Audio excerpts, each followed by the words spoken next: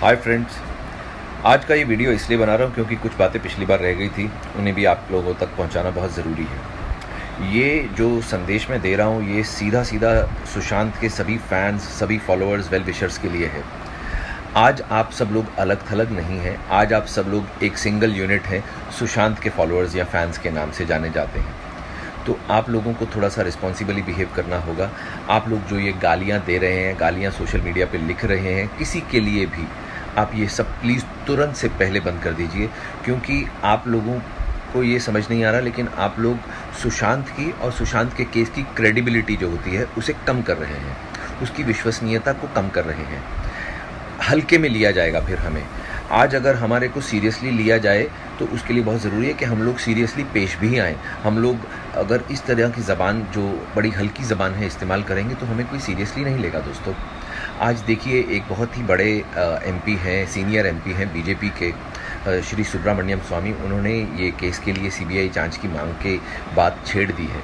ये हम लोगों के लिए बहुत बड़ी जिसे कहते हैं जीत है कि देखिए सोशल मीडिया पर ही सिर्फ बात हो रही है, क्योंकि जो न्यूज़ चैनल्स हैं वो तो अब इस चीज़ से दरकिनार हो चुके हैं। मैं न्यूज़ चैनल से बहुत डिसअपॉइंटेड हूँ, क्योंकि वो लोग क्या कहें, उन्हें जो बिकता है सिर्फ उनको इमोशनलेस होके वो लोग बात करते हैं। लेकिन सोशल मीडिया पे क्योंकि रियल इमोशंस हैं रियल पीपल के, तो we are coming forward and we are putting forward our emotions. तो उसी का जो शोर मचा है, जिसकी वजह से श्री सुब्रमण्यम स्वामी जी ने ये इनिशिएटिव लिया है, और मैं उनसे रिक्वेस्ट करूँगा कि सर प्लीज़ आप सुशांत के सभी फैंस की इस बात को सीरियसली लीजिए और प्लीज़ आप इस बात को आगे बढ़ाइए।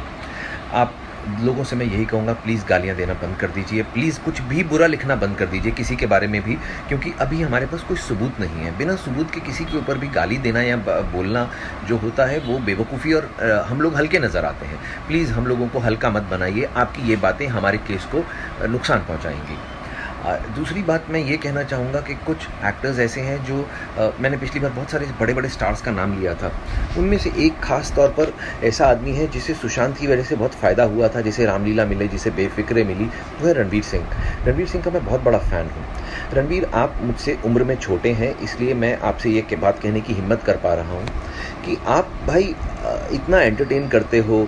जब भी किसी का इंटरव्यू चल रहा होता है तो मैंने देखा है आप बीच में घुस जाते हो, आप लाइमलाइट दूसरों से छीनने की कोशिश करते हो, आप एंटरटेन करते हो, कोई बुरी नीयत से आप नहीं करते हो।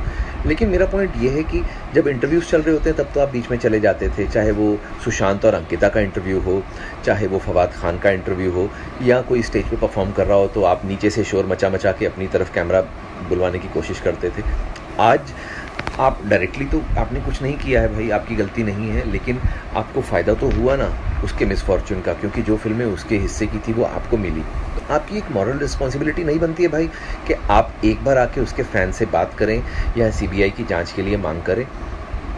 आप प्लीज़ इस बारे में सोचिएगा। I am sure you are a very good guy, आप बहुत अच्छे इंसान लगते भी हैं, आप मस्ती करते हैं, मजाक करते हैं, हम सबके चहीते हैं, लेकिन प्लीज़ रणवीर आप इस बारे में सोचिए कि आपको भी इस बारे में बात करनी चाहिए। दूसरा जो शख्स है मैं जिनके बारे में बोलूँगा वो है महेंद्र सिंह धोनी जी। वो हमारे देश के बहुत ही बड़े क्रिकेटर रहे हैं, शायद इंडिया के ऑल टाइम टॉप 5 क्रिकेटर्स में से एक हैं वो। देखिए धोनी साहब, आपका मैं भी बड़ा फ़ैन हूँ। आपके पहली इनिंग्स जब आप 0 पे आउट हुए से तब से लेकर आपकी आखिरी इनिंग्स जब आप न्यूजीलैंड के अगेंस्ट रन आउट हो गए, तब तक मैं आपका फ़ैन रहा हूँ। आप समझ सकते हैं मैं क्रिकेट का बहुत बड़ा वाला फ़ैन हूँ। ये आपकी रिटायरमेंट का मसला नहीं है धोनी, कि आप चुप रहें और देश अंदाज़े लगाता रहे, और इसमें विराट कोहली भी बेचारा अंदाज़े लगा रहा है, रवि शास्त्री भी अंदाज़े लगा रहा है। ये वो वाला मसला नहीं है भाई। ये एक लड़के की मौत हो गई है, वो लड़का जिसने आपका रोल स्क्रीन के ऊपर निभाया था। तो आपने एज प्रोड्यूसर अरबों रुपया कमाया है उस फिल्म से, ऐसे मेरे को बताया गया है कि आप ही उस फिल्म के प्रोड्यूसर्स में से एक थे, या आपको उस फिल्म से बहुत फ़ायदा हुआ। तो महेंद्र सिंह धोनी जी, आपका भी ये फ़र्ज़ बनता है कि आप आगे आएँ, अपनी चुप्पी तोड़ें और प्लीज़ कुछ इस बारे में बोलें, बिकॉज़ बहुत ज़रूरी है। आप जैसे हैवी वेट लोगों का, आप सोसाइटी के वो लोग हैं जिनकी क्रेडिबिलिटी बहुत ज़्यादा है। आपने कभी भाई भतीजावाद नहीं किया, आपने कभी जातिवाद नहीं किया, आपने कभी क्षेत्रवाद नहीं किया। आपकी वजह से ही इंडियन टीम आज इतनी स्ट्रांग है। आप और सौरव गांगुली जैसे जो 2 लोग आए, क्योंकि आप लोगों ने पैरोकियल जिसे वर्ड कहते हैं ना, वो चीज़ पैरोकियलिज्म को हटा दिया आप लोगों ने पूरी तरह से। आप लोगों ने मेरिट पे लोगों को हमेशा जगह दी है। तो आप लोगों की क्रेडिबिलिटी बहुत ज़्यादा है। अगर आप बोलेंगे सर तो ज़रूर फ़र्क पड़ेगा। प्लीज़ मेरी इस बात को ध्यान से गौर कीजिएगा। फिर तीसरे वो लोग हैं जो कि सुशांत के साथ में सीरियल्स में काम करते थे या उसके बहुत क्लोज फ्रेंड्स थे। Where are you guys? जो टेलीविज़न के मेरे संगी साथी हैं, ये सब क्या है कि ये लोग अलग सीरियल्स में काम करते थे, हम लोगों ने साथ में कभी काम नहीं किया। अर्जुन को मैं थोड़ा बहुत जानता हूँ, अर्जुन बिजलानी को। Is a nice guy. Arjun, why are you keeping quiet bro? You knew Sushant very well. I believe आप लोग इंटरफेस में आसपास में आप लोगों के फ्लैट्स थे, आप लोग दोस्त थे। आप अगर कुछ बोलोगे तो ज़रूर फ़र्क पड़ेगा। फिर उसके बाद ऋत्विक धनजानी और जो पवित्र रिश्ता की बाकी कास्ट है, वो लोग क्यों नहीं बात कर रही है?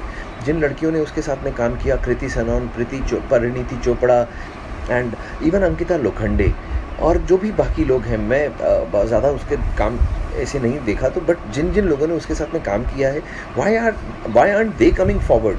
Why aren't they demanding a CBI inquiry? क्योंकि मेरे अकेले के बोलने से सर क्या होगा? ये आप समझिए कि मैं किसी युद्ध क्षेत्र में चला गया हूँ और मैं एक माचिस की तीली किसी के हाथ में हूँ। माचिस की तीली एक तरफ और सामने बड़ी बड़ी तलवारें हों, तो मेरी क्या औकात है? ये सब जब तक बड़ी बड़ी तलवारें नहीं निकलेंगी तब तक ये लड़ाई थोड़ी होगी। मैं माचिस की तीली से थोड़ी कुछ बात बन पाएगी। तो प्लीज़ आप लोग सब थोड़ा सा इनिशिएटिव लीजिए ना भाई। आप लोग भी बोलिए। मैं जिन लोगों से, देखिए, मेरा मन तो है कि जो सबसे बड़े सुपरस्टार्स हैं वो आकर बोलें, क्योंकि सत्यमेव जयते जैसे सीरियल में बैठकर बोलना बड़ा आसान है आमिर खान साहब, क्योंकि वहाँ पर आप कई बार हमने आपके इमोशंस भी देखे, कई बार हमने आपकी बड़ी परोपकार की जो आपकी भावना है उसे भी हमने डिस्प्ले पर देखा। तो सर यहाँ पर नहीं दिख रहा। वो लड़का तो आपके साथ ही फिल्म में PK में था भी, आप लोगों का एक एसोसिएशन भी है, तो सर आपकी क्रेडिबिलिटी भी बहुत ज़्यादा है। आपकी जो वर्चुओसिटी है, आपकी जो अच्छा करने की जो क्षमता है, वो दुनिया में बहुत मशहूर है। तो सर आप प्लीज़ आगे आइए। आमिर साहब, मैं आपसे भी रिक्वेस्ट करता हूँ, मेरा बस चले तो मैं आपको नरेंद्र मोदी साहब के बाद प्राइम मिनिस्टर बना दूँ। मैं आपको इतना पसंद करता हूँ, आपकी मैं विचारधारा से इतना ज़्यादा प्रभावित हूँ, आप इतने अच्छे आदमी लगते हैं मुझे।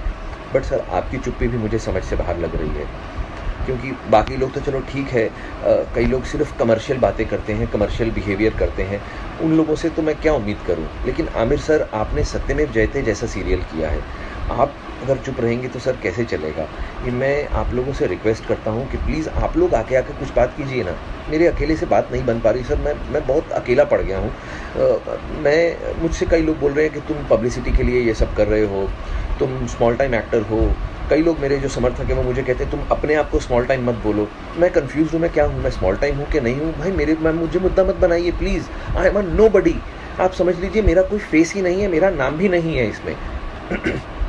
क्योंकि जो चीज़ ज़रूरी है वो है उस लड़के को इंसाफ दिलाना। क्योंकि अभी क्या हो गया, श्री अमिताभ बच्चन जी और उनके सुपुत्र को कोरोना वायरस की पुष्टि हो गई है। अभी सारा का सारा ध्यान, विच इज़ वेरी अनफॉर्चुनेट। भाई हमें बड़ा अफसोस है। अमिताभ साहब तो मेरे फादर के जैसे हैं, मेरे अपने पिता नहीं है, मैं उन्हीं को ही अपना पिता मानता हूँ। अब आप सोचिए कि मैं उन लोगों को कितना प्यार करता हूँगा जिन्हें अपने फादर की जगह दे रहा हूँ। उन्हें कुछ हो गया है तो मुझे भी उतना ही अफसोस होगा जितना उनके घर वालों को होगा। लेकिन उस सब के बीच में ये केस, हमारा वाला केस, सुशांत का दब नहीं जाना चाहिए भाई, इसे जिंदा रखिए प्लीज़। तो मैं सरकार से ये बोलता हूँ कि भाई अगर आपको लगता है कि CBI बहुत बिजी है, बहुत इंपॉर्टेंट वो एक संस्था है, जो कि है भी बहुत बड़ी संस्था है, CBI है, पुलिस है, ये लोग बहुत ओवरवर्कड हैं। हमारा देश 137 करोड़ से ज़्यादा लोग रहते हैं, तो उनके पास में रिसोर्सेज कम है, पैसे कम है, कुछ भी कम है। तो मैं ये बोलता हूँ कि आप हमें बोल दीजिए, सुशांत के फैंस के बिहाफ पे मैं आपसे प्रॉमिस करता हूँ, हम लोग पैसा इकट्ठा करके आपको दे देंगे। आप बोलिए 1 करोड़, 2 करोड़, 5 करोड़, जो भी आपको चाहिए, हम लोग आपको वो पैसा दे देंगे सर। आप इसे पेड इन्वेस्टिगेशन समझ के कर लीजिए, हमारे लिए इतना तो कर सकते हैं आप लोग। हम तो हक से बोलते हैं, पैसा दे देंगे आपको। फिर क्या आपके पास में एक्सक्यूज़ रह जाएगा इसे ना करने का? तो मैं श्री नरेंद्र मोदी जी से, जो कि मतलब मैं उन्हें युग पुरुष मानता हूँ सर, आप तो मतलब आपके सामने मैं कुछ बोलने की भी औकात नहीं रखता। आप पर्वत हैं और मैं एक छोटा सा कंकड़ भी नहीं हूँ। तो प्लीज़ सर आप कुछ कीजिए। अमित शाह जी आप लोग कुछ कीजिए। आप लोग तो हमारे देश के जिसे कहते हैं ना कि आन बान और शान है, आप लोग प्लीज़ उस लड़के को इंसाफ दिलाइए। क्योंकि सर 50 सिम कार्ड कोई नहीं खरीदता है। कौन उसके घर में आया गया ये अड़ोस पड़ोस की बिल्डिंग्स के CCTV से भी पता चलाया जा सकता है। आप देखिए कि पिछले 6 महीने में कितनी बार वो CCTV ख़राब हुआ था, उसी दिन क्यों काम नहीं कर रहा था। बड़े सारे सवाल हैं सर जिनके जवाब नहीं मिल रहे हैं। पुलिस को आके एक एटलीस्ट प्रेस कॉन्फ्रेंस कर देनी चाहिए जिसमें इन सब सवालों का जवाब देना चाहिए उन्हें। और मैं वापस एक बार फैन से कहूँगा, please no bad words. Sushant की क्रेडिबिलिटी का सवाल है दोस्तों, हमें ध्यान रखना है इस बात का।